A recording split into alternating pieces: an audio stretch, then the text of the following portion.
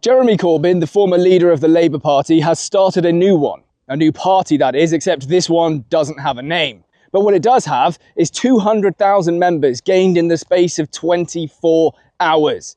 Sounds a little bit scary, right? But I actually think this is a good thing for those of us on the right. I'll explain why in this video. It's not just Jeremy, though. He's actually been joined by other MPs like Zara Sultana, Iqbal Mohammed, Shaukat Adam, Adnan Hussain. What do all of those names have in common, I wonder? They're not very English, are they? And that's right, this is Jeremy Corbyn and the Islamist Party. Exactly what you would expect. So what exactly is this party going to be about? Well, if you take a look at Jeremy Corbyn's X profile, you'll notice one key theme: Gaza. Almost every post he makes is about Gaza. And that's not something new for Jeremy Corbyn, by the way. He's been like this for decades. He is a man who, well over a decade ago, famously declared that Hamas were his friends.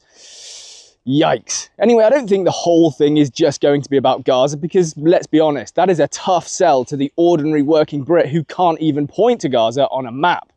So I suspect there'll be a smattering of communism thrown in there.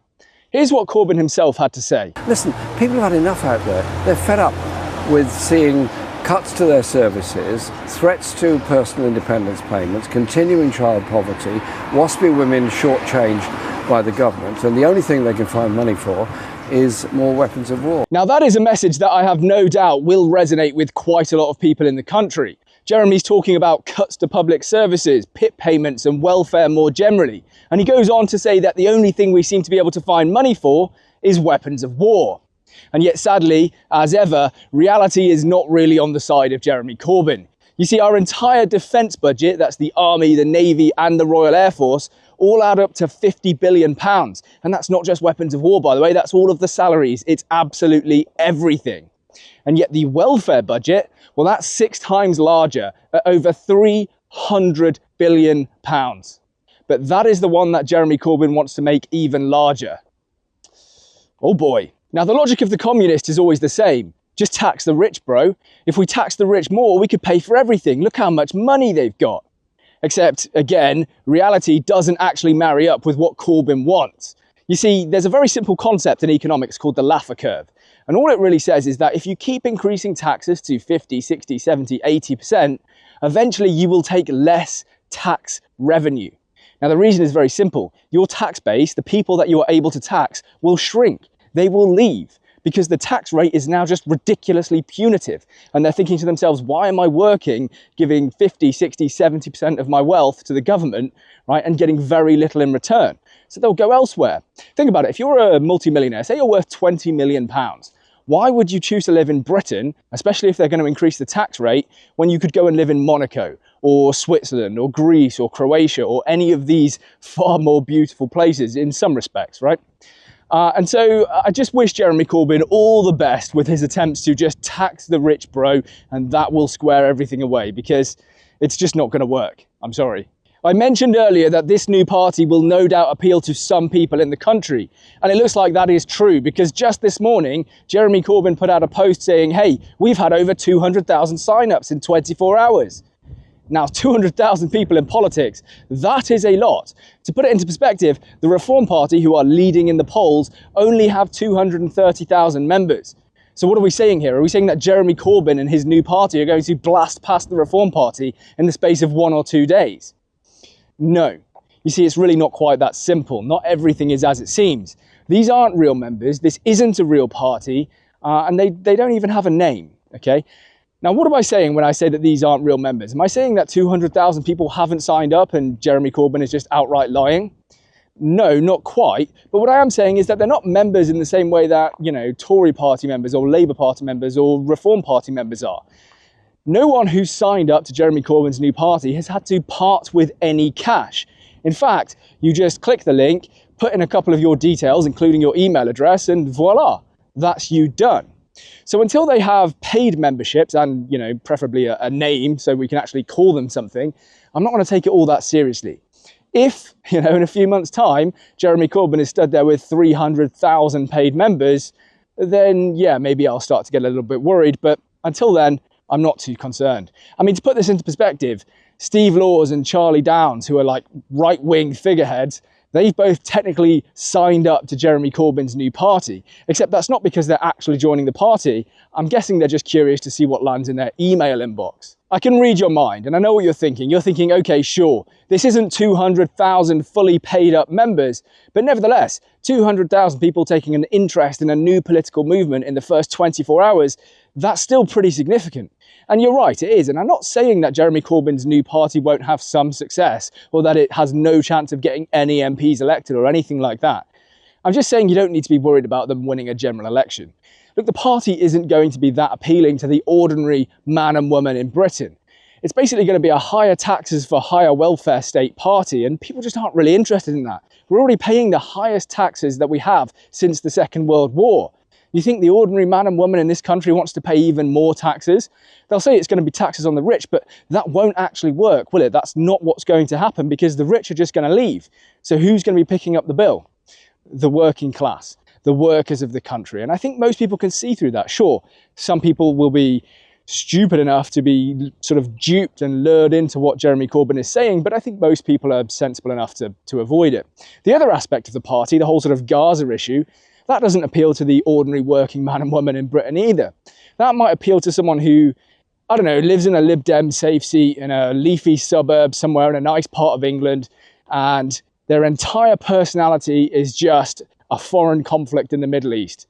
You know, that kind of, I want to call them Karens. Can I say that? They're Karens anyway.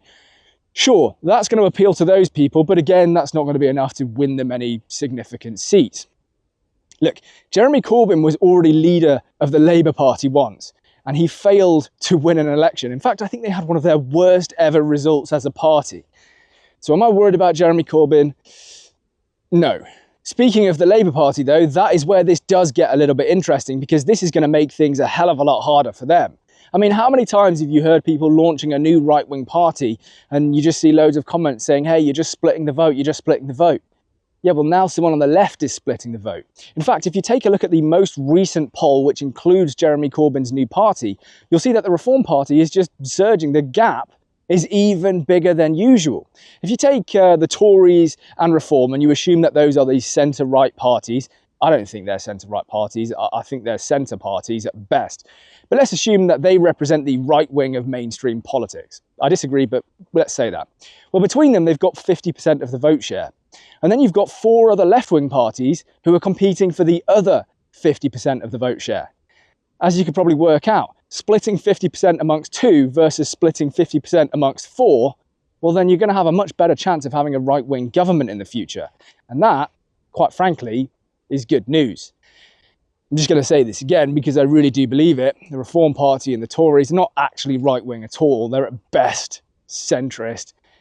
Nigel Farage even came out and said that he thinks the population of the country is to the right of him on the issue of immigration. So, you know, I don't think they're right-wing parties, but it just gives you a bit of an understanding of how this benefits us, normal people. Let me add one more point here, and it's a bit of a philosophical point, but I'm going to talk about it because it's relevant.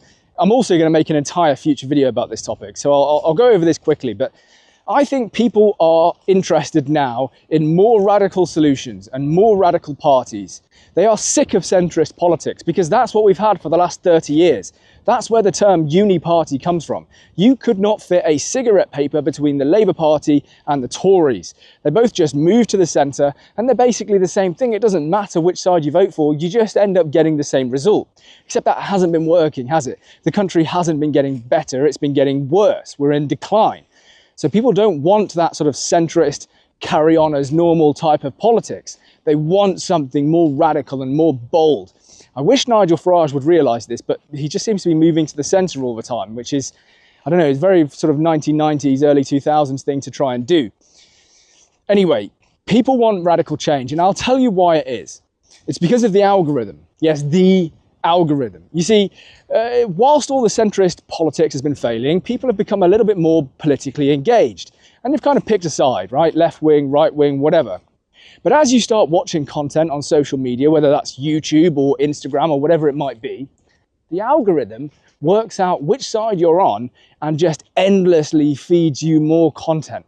Often just getting more and more radical as it goes, because those more radical opinions, videos, clips, whatever it might be, will generate more views.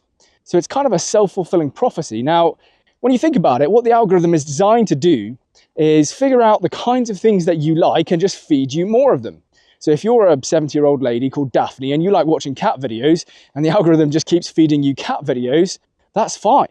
That's 100% fine, because Daphne's going to be really happy with that. But when it comes to politics, it's actually a bit dangerous, because now the algorithm is just feeding you endless amounts of, say you're a right-winger, it's just going to keep feeding you more and more and more right-wing content, to the point where you're going to start to think, hang on a minute, everyone agrees with me. Everything I ever see is people talking about right-wing solutions to problems that we have. And so that's where I think the algorithm is a little bit dangerous when it comes to politics, because it just reinforces, and you end up with like a bias thinking that everyone around you agrees with you, when perhaps they don't. So yeah, anyway, that's a topic for an entirely different video. Maybe you find that thought interesting, maybe you don't. You let me know. That's just something that I've observed and I think is true. I'm going to leave it there. I don't think you need to be too worried about Jeremy Corbyn's new party. If anything, you could probably celebrate it. Maybe if we all join up, then when it comes to voting on a new name, we can make sure they get a ridiculous name like Jezbollah, which is the one I've seen going around.